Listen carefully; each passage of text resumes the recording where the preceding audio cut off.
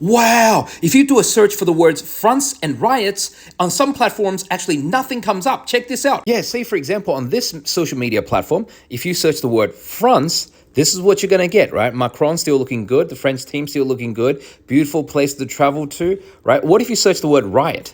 And this is what happens, right? If you search the word riot, the only thing that comes up is this little square about the teenager in France that they've been protesting about. Everything else, look at this. There's much more about Riot Games. These are all the games company Riot Games, right? So what is actually really happening in France? Well, I did a similar exercise last time when France had their riots, which was only 2 months ago, when France lifted their pension age, retirement age, from 62 to 64. And again, you couldn't search and you couldn't find anything about these French riots on these social media platforms, right? They're all owned by the same large corporate hedge funds behind them. So yeah, overall, this is quite scary in how they control the information that we get from these mainstream media. And if they can't control it, because now we have some social media platforms that are talking about it, then they decide to shut down the internet services, right, to control the riots. That's how far they will go. Imagine one day they could shut down the internet, like literally, right? This is a first world country we're talking about.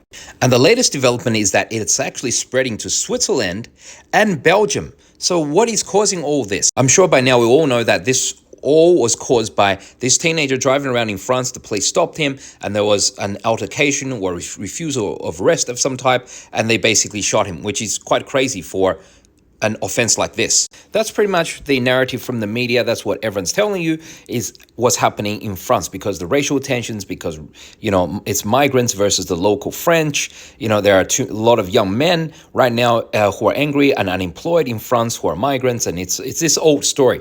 But there could be another reason, or at least part of the reason for why this protest has gone on to be so big and spilling over to other countries like Belgium and Switzerland. Why is this happening, and why is it such a big scale?